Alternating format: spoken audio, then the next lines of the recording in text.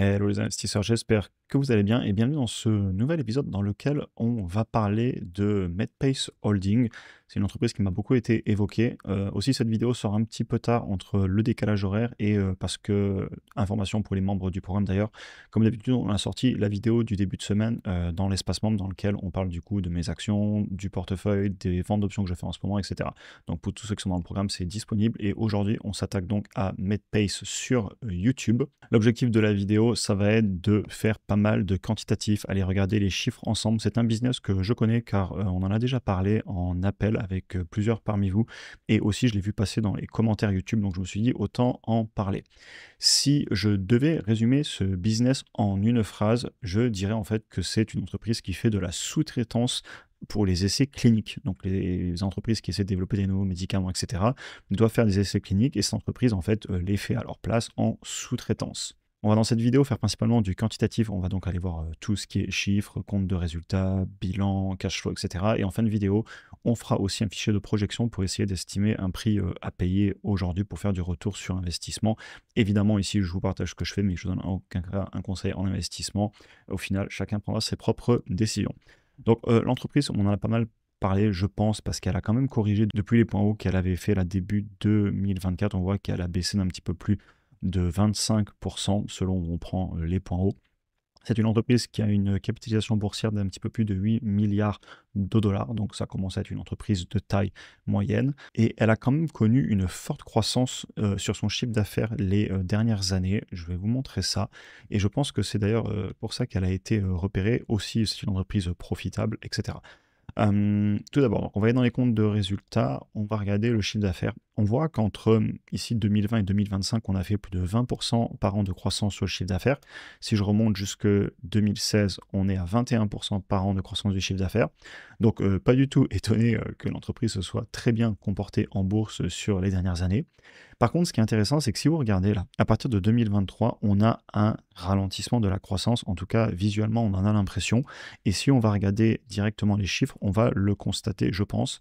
Vous voyez, ici, à partir de 2023 jusqu'actuellement en 2025, on est passé sous les 20% à 17%. Et le plus, je vais me rapprocher des derniers trimestres. Et le plus, on va avoir un ralentissement de la croissance. Aujourd'hui, là, sur les 4 derniers trimestres, dans 12 mois glissants, on est à 8% de croissance. Et c'est certainement pour ça que l'entreprise a corrigé. Et je pense qu'on va le retrouver du coup sur les valorisations.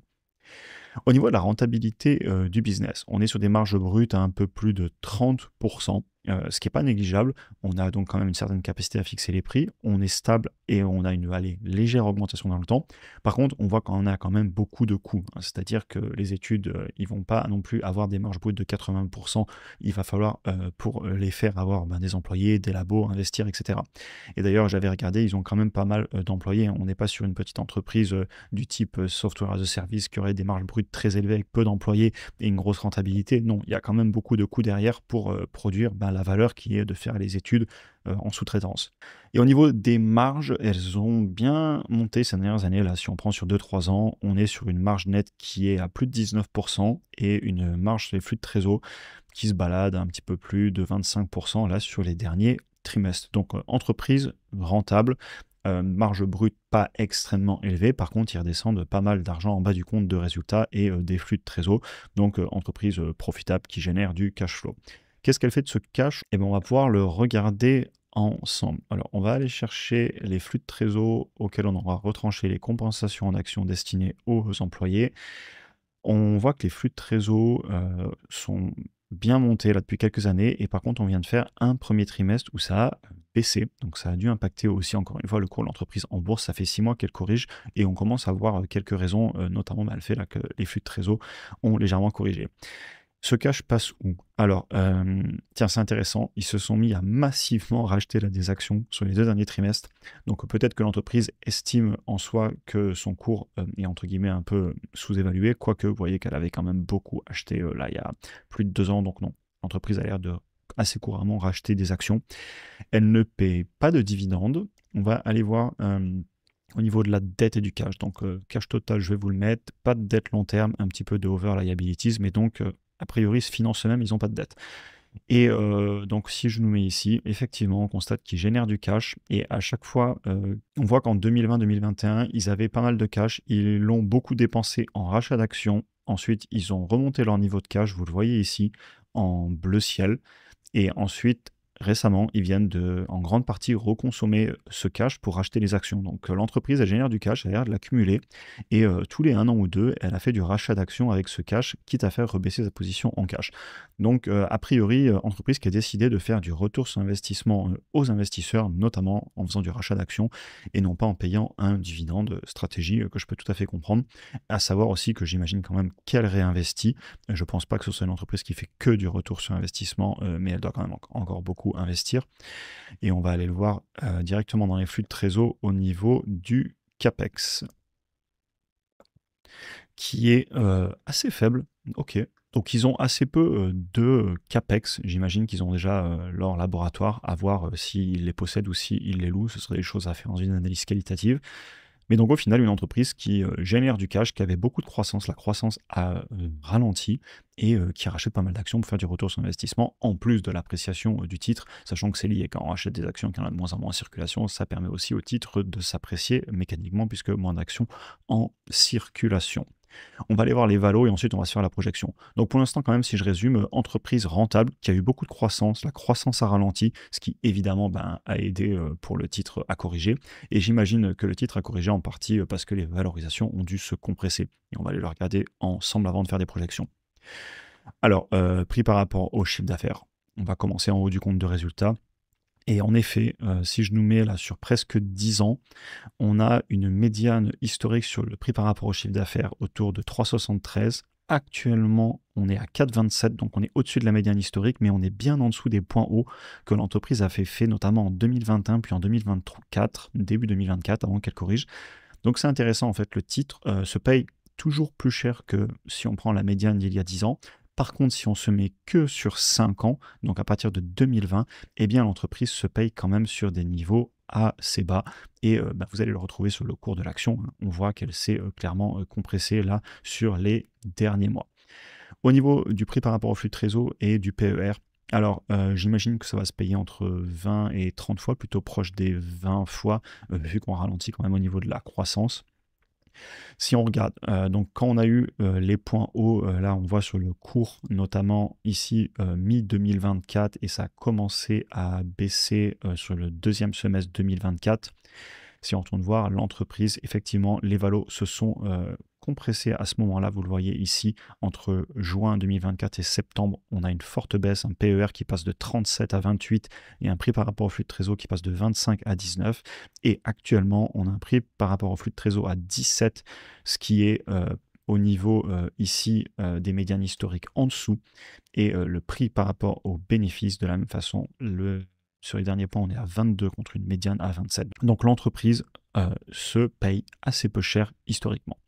Je ne l'ai jamais répété assez et je le répéterai encore et toujours, savoir combien l'entreprise s'est payée par rapport à ce qui s'est passé historiquement, c'est bien, ça nous montre ce que fait le marché actuellement, mais ça ne nous dit en aucun cas ce qui va se passer dans le futur, puisque si on venait à avoir moins de croissance, voire même si on avait une décroissance du chiffre d'affaires ou que les marges venaient à baisser, eh bien le business peut se payer aussi peu cher que possible si dans le futur il se comporte moins bien au niveau du quantitatif, au niveau tout simplement de ce qui se passe dans l'entreprise, c'est normal que ça se paye moins cher.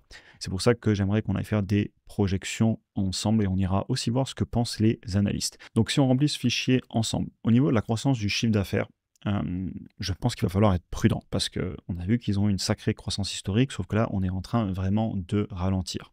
Si on se mettait sur des croissances sur les 2 prochaines années qui seraient quand même beaucoup plus lentes, par exemple 5 et 8%, et là je vais vous mettre des chiffres, je vais vous le faire le plus possible en direct pour qu'on voit ensemble ce qui se passe, mais c'est vos chiffres au final qu'il faudra remplir parce que seule votre analyse permettra au final de valider votre théorie d'investissement et ça vous permettra de dormir sur vos 2 oreilles et surtout de traquer dans le temps si l'entreprise est en train de faire ce que vous pensiez par rapport du coup à vos prévisions.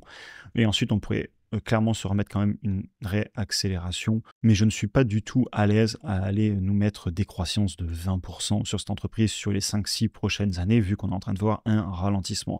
Et à l'inverse, si vous pensez qu'on va revenir sur des taux de croissance aussi élevés que ce qu'on a eu, eh bien n'hésitez pas à les faire aussi dans un fichier de votre côté, et ça vous donnera au final vos projections. Mais moi, je ne serai pas à l'aise à faire ça. Au niveau des marges, par contre, je les vois largement les tenir. Ce qu'on va faire, c'est qu'on ne va pas se prendre la tête. On va directement aller mettre les médianes historiques. Comme ça, on va se baser sur les médianes. Et si je nous les prends, la médiane historique, là, on va nous mettre sur 10 ans. On est sur 14, et si je nous mets plutôt depuis 2019, 2020, voilà, on voit que la médiane est très stable autour des 16%. Donc écoutez, on va se mettre 16% de partout, comme ça on aura une médiane historique. Au niveau du prix actuel, l'entreprise elle cotait à 295. Au niveau du nombre d'actions en circulation, on va aller le chercher ensemble. Pareil, je veux que vous voyez le processus au final, sachant que tout ce que je fais ici, c'est d'estimer où sera l'entreprise dans 5 ans, de voir combien le marché me la payera d'après mes estimations, et ensuite je réactualise dans le présent pour avoir un prix à payer aujourd'hui. Il n'y a rien de très impressionnant, de magique là-dedans. Tout ce que je fais au final, c'est d'estimer ce que le marché voudra bien me la payer pour connaître un prix à payer aujourd'hui, parce qu'au final, je suis obligé de placer la barre quelque part, de rester rationnel. Combien je paye le business, parce que si j'ai pas un prix à payer, au final, je passe dans l'émotionnel et je suis plus dans le rationnel. Et je préfère être rationnel et savoir combien payer l'entreprise. Bref, au niveau de l'action en circulation, je vais nous les mettre ici parce que j'avais mis le rachat d'actions à la place. Et on est autour de 31,2 millions d'actions. Donc on va se le rentrer ici. 31,2 fois... Attends, je te le fais en direct. 1, 2, 3, 4, 5, 6, 0. Il fallait nous mettre 1 égal au début de l'équation. Et au niveau du rachat d'actions, j'ai vu qu'ils avaient des périodes où ils rachetaient, des périodes où ils ne rachetaient pas. Et globalement, on voit qu'il y a, voilà, il y a des périodes où ils ne rachètent pas. Vous l'avez ici à l'écran, des périodes où ils rachètent. On va se mettre à moins 1, moins 2%. Ils ont quand même l'air de racheter sur le long terme, mais je tiens à pas non plus mettre des valeurs complètement extravagantes. Et ensuite, combien le marché serait prêt à nous payer l'entreprise, ça, là, ça va être très personnel. Et donc, si je devais me forger un avis, c'est une entreprise qui, si le marché est bon, pourrait peut-être nous la payer avec des taux de croissance autour de 10-12% sur le long terme, des marges nettes à 16%, et les marges de flux de trésor, on a vu qu'elles étaient un peu meilleures. J'imagine que le marché très généreux nous la payerait 25 fois les bénéfices, et de façon moins généreuse, peut-être entre 15 et 20 fois si le marché est mauvais. Et vous savez quoi, on va aller voir ce qu'ils ont fait historiquement, comme ça on aura aussi un avis du marché. Je l'ai vu tout à l'heure, mais je ne l'ai plus en tête.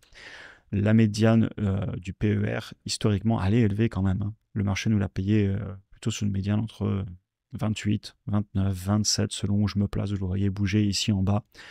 On va se mettre à 25, je veux être prudent et j'aime bien faire des bonnes affaires.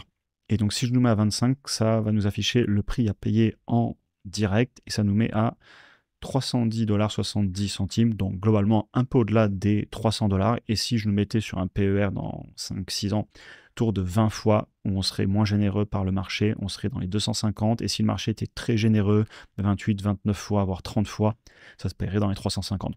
Encore une fois, tout ce que je fais ici, c'est estimer si on est sur un prix qui est globalement cohérent avec des croissances et des marges dans le futur, pour vérifier qu'on ne serait pas 2 fois trop cher ou vraiment à l'inverse complètement sous-évalué. Personne n'est capable de dire où sera exactement le prix d'une entreprise dans 5 ans. Par contre, ce qu'on peut faire, c'est d'estimer si on est en train de payer plutôt un bon prix ou pas. Et ensuite, si le marché sera dans l'euphorie ou à l'inverse dans une période très pessimiste, ça, on ne peut pas le prévoir.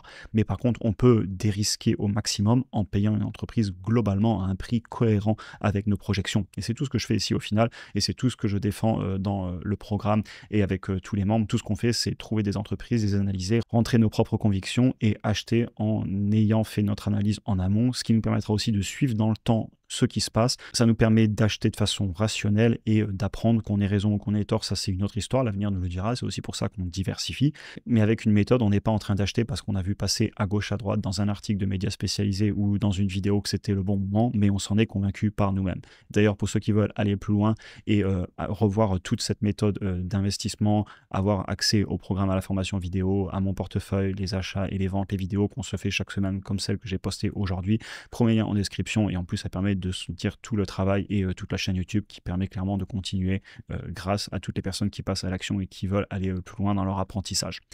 Enfin bref, revenons à nos moutons. Si je nous mets un PER autour de 25, ça nous fait une entreprise qui est globalement plutôt au bon prix pour aller chercher au moins 10% par an. Encore une fois, par rapport à ce que je viens de remplir. Si on met des croissances beaucoup plus élevées dans les années suivantes, bah, ça va faire exploser le prix à payer, mais je veux être raisonnable et je pense que aller chercher une moyenne de croissance au-delà des 10% là, sur les 5 prochaines années en composé avec des belles marges nettes à 15-16%, même si vous voyez, on pourrait montrer jusqu'à 18-19%. Si on s'amuse à le faire, ça nous permettrait de payer l'entreprise un petit peu plus cher, vous le voyez. Mais globalement, on est en ligne. Donc voilà un petit peu pour ma vision des choses. Ensuite, il faudrait clairement aller faire le qualitatif. C'est un business model que globalement je trouve intéressant dans le sens que c'est un petit peu l'analogie des chercheurs d'or. Si on partait du principe dans notre analogie que les entreprises dans le médical sont les chercheurs d'or qui cherchent les nouveaux médicaments, eh bien là on serait sur l'entreprise qui est en train de fournir les pelles ou dans ce cas-là eh bien, les analyses et les études scientifiques pour aller valider ou pas leurs médicaments. C'est-à-dire que l'entreprise qui développe des médicaments ait raison ou tort, eux en tout cas ils facturent leurs recherches, leurs études dans le médical. Donc je trouve que c'est un business assez intéressant et d'ailleurs ça se retrouve dans les marges vu que eux, peu importe que le résultat plutôt de l'étude soit bon ou mauvais, en tout cas ils facturent et ça se voit dans les marges stables et donc c'est assez intéressant. On pourrait peut-être même retrouver une petite notion de revenu récurrent. Évidemment ça c'est votre analyse qualitative qui va vous le dire. L'objectif ici c'était vraiment de passer rapidement sur les chiffres, surtout parce que il y a des personnes dans le programme qui s'intéressent à l'entreprise et vous êtes aussi nombreux sur YouTube à me l'avoir mentionné. Donc voilà, on en a fini pour aujourd'hui. J'espère que ça vous aura intéressé. N'hésitez pas à me dire ce que vous en pensez en commentaire. Je pense que l'entreprise, elle est sur des niveaux pas incohérents. Encore une fois, par contre, si dans 5 ans, on était sur un marché plutôt négatif, clairement, on est peut-être en train de la payer un petit peu cher. Et de la même façon, si on vient avoir moins de croissance que ça, ou si les marges viennent à compresser, ce ne sera pas le cas. Mais c'est pour ça que je dis toujours que chacun fera ses propres analyses. Je ne peux pas vous donner de conseils. Au final, c'est vos projections qui vous diront ce qu'il en est. Donc voilà, c'était une vidéo que j'ai essayé de faire le plus en direct possible. J'ai vraiment découvert les chiffres avec vous et c'était aussi un petit peu l'objectif de vous montrer ma méthodologie, de vous faire des rappels tout en traitant une entreprise qui a l'air d'intéresser pas mal de monde. Et honnêtement, je la trouve assez pertinente sur le papier, surtout le business model. Les chiffres, c'est une autre histoire, mais le business model, je le trouve cohérent par rapport aux entreprises du médical qui sont très dures à comprendre pour moi. Avoir une entreprise qui, en fait, est en train de mener les études pour eux et facture pour ça, bah, c'est un business model que je trouve assez pertinent sur le papier. À voir ensuite les chiffres et chacun fera les siens. J'espère que la vidéo vous aura intéressé. Je vous souhaite une excellente journée et à très bientôt pour un prochain épisode.